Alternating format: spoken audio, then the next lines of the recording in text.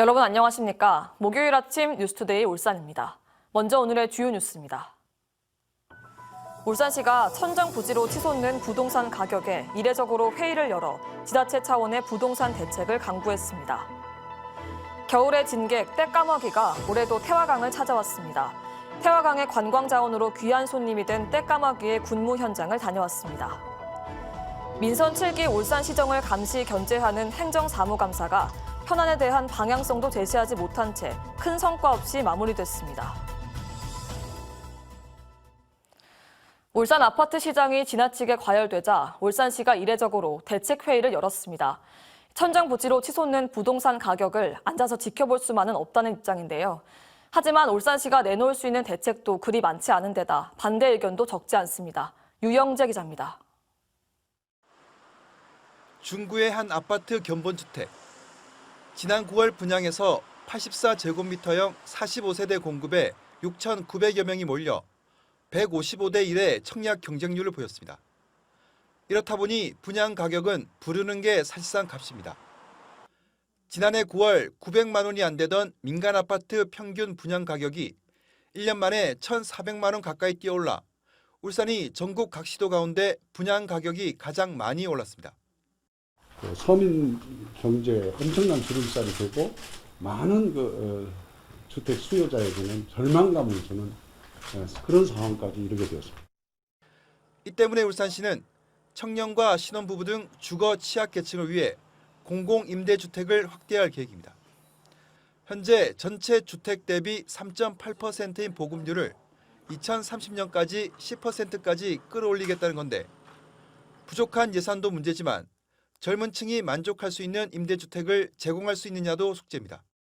그 대상자들한테 물어보면 거기에 들어가는 것 자체가 상당히 창피해하고 굴욕적으로 느낀다라는 것, 그러한 면을 우리가 좀 풀어줄 수 있는 면이 있지 않을까. 울산시는 지역 거주 제한 시행 카드도 만지작거리고 있습니다. 울산은 아파트 청약 때 부산과 경남 지역 거주자도 함께 청약할 수 있는데 이 제도가 시행되면 일정 기간 울산에 거주한 사람만 청약 자격이 주어집니다. 이 제도 역시 찬반이 엇갈립니다. 한시법으로 한 1, 2년이라도 그래버리면 전체적으로 죽어들지 않겠는가. 지역 제한을 좀 뒀으면 좋지 않겠는가. 그 생각을 좀 합니다. 분양시장을 깔아앉히는 또 문제가 있어서 또 반발이 생기거든요. 네, 그래서 풀어달라고 합니다. 지금은 워낙 투기 세력이 활기를 치니까 지금 이런 논의를 합니다만은 울산시는 지역 부동산 가격 폭등세를 잠재울 효과적인 정부 대책이 나오지 않는다면 지역 거주 제한 등 지자체 차원의 부동산 대책을 적극 시행할 계획입니다. MBC 뉴스 유영재입니다. 겨울이 되면 어김없이 울산 태화강을 찾는 떼까마귀가 올해도 울산을 찾아왔습니다. 한때 불청객 취급을 받았지만 이제는 울산의 관광 자원이 된 떼까마귀의 군무 현장에 정인곤 기자가 다녀왔습니다. 해가 뉘엿뉘엿 넘어가는 시간, 태화강 하늘에 수만 마리의 까마귀가 찾아왔습니다. 강 위를 힘차게 날아다니는 떼까마귀들의 비행은 마치 검은 물결이 이는 것처럼 화려합니다. 전깃줄에 열맞춰 앉아 휴식을 취하기도 하는 떼까마귀들. 한때 배설물과 소음으로 겨울마다 찾아오는 불청객 취급을 받았지만 이제는 동네 주민들의 자랑거리입니다. 울산의 명물이다. 명물이기 때문에 해질 무렵에 좀 마음이 울적하거나 할 때 나와가지고 강변 걸으면서 까마귀 떼도 보고. 지금까지 울산을 찾은 떼까마귀는 모두 10만여 마리. 지난해 13만 마리가 넘게 울산을 찾았는데 앞으로 찾아올 까마귀 수는 더 늘어날 것으로 보입니다. 시베리아와 만주에 서식하는 떼까마귀가 수만 킬로미터 떨어진 울산에서 겨울을 나는 이유는 바로 울창한 대나무 숲. 천적을 피해 10만 마리 이상의 떼까마귀가 머무를 보금자리는 이곳이 거의 유일하기 때문입니다. 대나무에 가지가 많습니다. 떼까마귀는 몸집이 적기 때문에 물이 잠자는 습성이 있습니다. 때문에 한 나무에 여러 가지 있기 때문에 함께 잘 수 있기 때문에 겨울철 불청객에서 이제는 귀한 손님이 된 떼까마귀. 떼까마귀들의 군무는 겨울 내내 계속될 예정입니다. MBC 뉴스 정인곤입니다. 대기오염 물질 배출 문제로 과징금을 맞을 위기에 처한 울산의 제조기업들이 환경부를 대상으로 이의 신청에 나섰습니다. 이들 기업들은 올해 4월부터 시행된 대기 환경 개선에 관한 특별법에 따라 환경부로부터 대기오염 물질 배출 허용 총량을 할당받았지만 대다수 기업이 이를 지키지 못해 100억에서 1,700억 원의 과징금을 물게 될 상황에 놓였습니다. 이 때문에 울산 환경기술인협회에 속한 50개 기업은 법적 산정 방법에 따라 배출 할당량을 신청했지만 별다른 설명 없이 대폭 감축됐다며 대책 마련을 호소했습니다. 울산시정을 감시 견제하는 행정사무감사가 어제 각 상임위원회별 활동을 끝으로 종료됐습니다. 민선 7기 3년차에 접어든 시의회가 역대 최다 건수의 자료 제출을 요구하며 행감에 돌입했지만 별다른 이슈 없이 끝났다는 평가입니다. 최지호 기자입니다. 울산시의회 올해 행정사무감사. 역대 가장 많은 1,872건의 자료를 요구해 현미경 감사를 예고했습니다. 울산시의회는 울산시의 산업 폐기물 정책 부실로 먹튀 논란을 자초했다며 포문을 열었습니다. 그가 이전부터 분명히 얘기했던 일이었다. 울산시가 명확하지 않은 기준으로 포인트 증설을 허가를 해줬기 때문에 불만이 많이 있는 걸로 알고 있습니다. 하지만 법적으로 봤을 때는 그런 부분에 대해서 방어할 수 있는 방법이라든지 이런 부분은 큰 없었기 때문에 울산시의 인사 문제도 도마 위에 올랐습니다. 정부의 선거에 캠프에 관리를 했던 사람입니다. 하나같이. 그래서 매정이 먼저 되어 있고 이렇게 하는 부분이 아닌가. 절대로 저희들이 사진에 내정되어 있다든지 이런 부분은 이 자리에서 공식적으로 말씀드리지만 절대 그런 부분은 없다는 말씀을 드리겠습니다. 하지만 요구한 자료에 비해 긴장감은 떨어졌습니다. 무엇보다 새로운 내용이 거의 없었습니다. 시민 생활과 밀접한 코로나19 정책과 예산은 여야 구분조차 모호했고 주상복합 화재에서 비롯된 도시 안전 문제는 국회 국정감사와 다를 바 없는 질의응답이 되풀이됐습니다. 특히 울산형 뉴딜 사업, 방부대 암각화 보조, 부유식 해상풍력, KTX 역세권 개발 등 울산의 미래 신성장 동력에 대해서는 사업 경과를 확인하는 데 많은 시간을 할애하느라 방향성도 대안도 제시하지 못했습니다. 현안 문제점 확인과 개선 방안까지 따지고 드는 의원인 반면 단순 확인에 머물거나 주장만 하고 답을 듣지 않는 의원도 있었습니다. 각 정당 시당 차원에서 정책적 지원이 필요한 부분인데 지방자치가 시작한 지 20년이 훌쩍 넘었음에도 불구하고 여전히 이런 부분들은 소홀한 편입니다. 이번 행감에서 처리된 안건들은 다음 달 중순 결과 보고서를 통해 공식 집계됩니다. 내년 이맘때 열리는 행감에서는 시민의 삶과 직결된 현안들이 보다 폭넓고 깊이 있게 다뤄지길 기대해 봅니다. MBC 뉴스 최지호입니다. 울산 시민의 주택 소유 비중이 90%를 넘어 전국에서 가장 높은 것으로 확인됐습니다. 통계청이 발표한 주택 소유 통계에 따르면 울산의 총 주택 가운데 개인이 소유한 주택의 비중은 91.3%로 전국 평균보다 4.8%포인트 높았습니다. 개인 소유 주택 35만 7천 가구 가운데 울산 시민이 소유한 주택은 33만 가구로 92.4%를 차지했으며 외지인 소유 주택도 7.6%인 2만 7천 가구로 집계됐습니다. 코로나19 재확산 이후 관공업 생산과 서비스업 생산 수출이 줄고 고용 지표는 악화되는 등 주요 경제 지표가 줄줄이 후퇴했습니다. 동남지방통계청에 따르면 3분기 관공업 생산은 지난해 같은 기간보다 2.7%, 서비스업 생산은 3.2% 각각 감소했습니다. 같은 기간 전국 관공업 생산은 0.9%, 서비스업 생산은 1.7% 각각 감소하며 울산의 관공업과 서비스업 생산이 더 심한 타격을 받은 것으로 파악됐습니다. 한편 3분기 울산 수출액은 140억 4,700만 달러로 지난해보다 16.9% 감소해 전국 수출 감소폭보다 4배 정도 높았으며 고용률도 58.4%로 1.2%포인트 하락했습니다.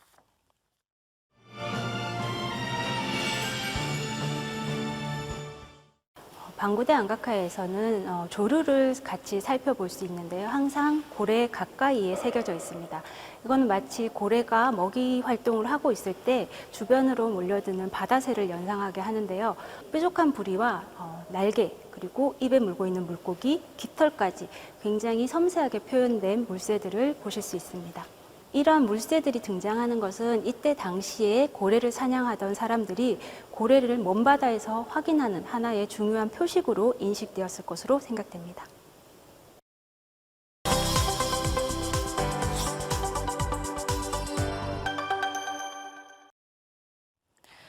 석탄 광산이 문을 많이 닫으면서 인구가 크게 줄고 있는 강원도의 폐광 지역 시군마다 빈집이 늘고 있습니다. 강원도가 이런 빈집을 활용한 창업을 유도해 눈길을 끌고 있습니다. 강릉에서 조규환 기자입니다. 작은 골목길에 있는 평범한 주택이 체험 공방으로 바뀌었습니다. 공방에서는 야생화로 만든 꽃차와 방향제, 작은 구슬로 만든 공예품을 사거나 직접 만들 수 있습니다. 버려진 빈집을 리모델링해 마을 주민들이 체험 공방으로 꾸민 겁니다. 한백산에서 자생하는 야생화가 유명합니다. 또 관광객도 야생화를 보기 위해서 많이 찾아오고 있는데 관광객들을 위해서 뭔가를 보여줄 수 있는 거를 찾다 보니까 폐공가를 활용해서 저희가 시작하게 됐습니다. 도내 폐광지역 4개 시군에 방치되고 있는 빈집을 활용한 창업 지원 사업이 지속적으로 추진되고 있습니다. 강원도는 2017년부터 폐광지역 개발 기금을 지원해 주민들이 빈집의 소규모 창업을 하도록 돕고 있습니다. 현재 강원도경제진흥원이 사업을 위탁 관리하는데 지금까지 공방과 문화 카페, 스마트팜 등 30여 개 기업이 사업 지원을 받았습니다. 올해는 태백과 정선에서 각각 2곳, 영월과 삼척에서 각각 1곳이 창업을 합니다. 빈집 리모델링과 교육 컨설팅 비용으로 최대 1억 원까지 지원받게 되고 사업 실적에 따라 후속 지원도 받을 수 있습니다. 혜택이 많다 보니 올해만 41개 팀이 사업 지원을 신청할 정도로 관심을 끌고 있습니다. 소득 증대하고 일자리 창출에 이제 크게 기여하다 보니까 그 폐광지역 4개 시군에서 많이 지원을 하고 있습니다. 그거를 다 수용 못하기 때문에 좀 더 그 예산을 많이 확보해서 빈집을 활용한 창업 지원 사업이 또 하나의 폐광지역 공간 재생 사업으로 자리 잡아가고 있습니다. MBC 뉴스 조기환입니다. 전 세계적으로도 보기 어렵다는 희귀조류 긴 점박이 올빼미가 최근 소백산 국립공원에서 포착됐습니다. 긴 점박이 올빼미는 주로 고산지대의 숲속에 서식하며 쥐 등 소형동물의 개체수를 조절하는 상위 포식자로 생태적인 가치도 높습니다. 안동에서 김경철 기자입니다. 어둠이 내려앉은 저녁, 한 마리 새의 눈만 밝게 빛나고 있습니다. 새는 둥지 위에 홀로 앉아 고개를 이리저리 돌리며 먹이를 찾기도 합니다. 최근 소백산에서 발견된 긴점박이 올빼미입니다. 올해 1월 소백산 국립공원 사무소 직원이 공원 순찰 도중 처음으로 발견했고 지난달에는 공원에 설치된 무인 센서 카메라에도 포착돼 소백산에 서식하는 것이 확인됐습니다. 긴점박이 올빼미는 몸의 크기가 60cm로 보통 올빼미의 1.5배에 달하지만 쉽게 볼 수 있는 새는 아닙니다. 멸종위기 야생동물 2급이자 적색목록 관심 대상종으로 분류된 데다 전 세계적으로도 10,000마리밖에 없는 희귀조류이기 때문입니다. 긴점박이 올빼미는 주로 강원권에서 발견되는 희귀조류인데요. 이번에 소백산에서 처음 발견되었습니다. 그래서 저희는 긴점박이 올빼미 크기에 맞는 맞춤 인공둥지를 설치해서 지속적으로 모니터링하고 또 관찰할 예정입니다. 긴점박이 올빼미는 쥐 등 소형동물의 개체수를 조절하는 상위 포식자로 생태적 가치가 높은 것으로 평가됩니다. 국립공원은 이번에 얻은 영상 자료가 긴점박이 올빼미의 서식지 관리에 중요한 정보가 될 것으로 기대하고 있습니다. MBC 뉴스 김경철입니다.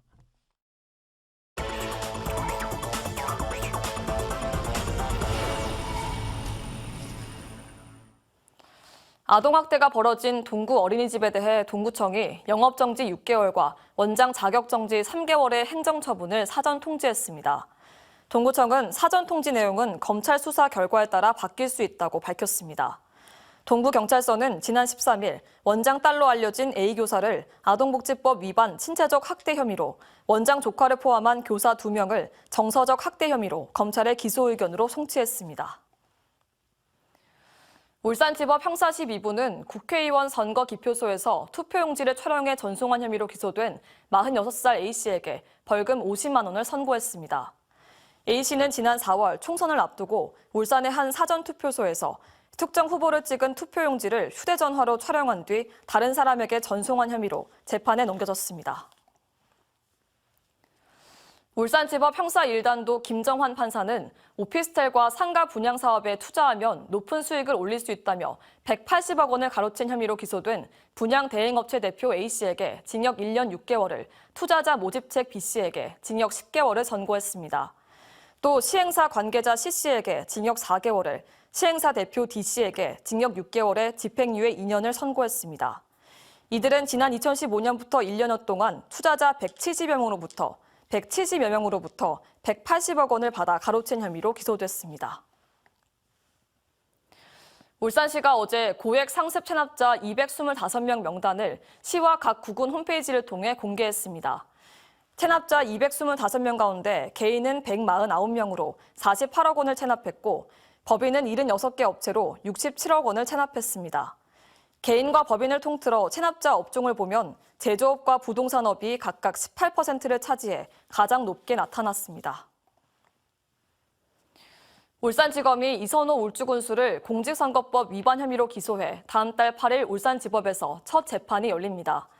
이 군수는 지난해 7월 사진전을 개최하고 참석한 사람들에게 소책자를 나눠주는 등 자신의 업적을 홍보한 혐의로 기소됐습니다. 검찰은 이 군수가 26만 원 상당의 식사를 제공한 혐의에 대해서는 무혐의 처분을 내렸다고 밝혔습니다. 울산시 노동인권센터가 어제 남구 삼산동 근로자 종합복지회관 4층에서 문을 열었습니다. 노동인권센터는 영세사업장과 비정규직, 배달과 대리운전 등 플랫폼 노동자 같은 취약 노동계층에 대한 실태조사와 지원 정책 발굴에 나설 계획입니다. 노동인권센터는 올해 출범한 울산 일자리재단이 맡아 사업을 수행합니다. 끝으로 날씨입니다. 윤수미 기상캐스터입니다.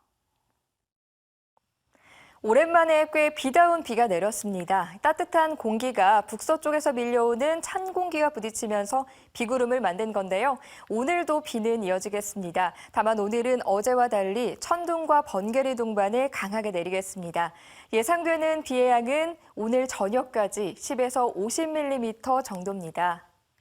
비와 함께 바람도 강하게 불겠습니다. 현재 울산에는 강풍주의보가 발효 중인 가운데 오늘 밤까지 바람이 초속 10에서 14m로 매우 강하게 불겠습니다. 시설물 관리와 안전사고에 각별히 유의하셔야겠습니다. 비가 내리고 바람이 강하게 부는 궂은 날씨이지만 오늘까지 기온이 높아서 포근하겠습니다. 현재 기온은 대부분 20도 안팎을 나타내고 있고요. 한낮 최고 기온은 크게 오르지는 않겠지만 대부분 21도에서 22도의 기온 분포를 보이며 평년보다 높겠습니다. 울산 앞바다와 남해동부 해상에는 풍랑주의보가 발효 중인 가운데 바다의 물결은 모든 해상에서 매우 높게 일겠습니다. 해상 안전사고에도 각별히 유의하셔야겠습니다.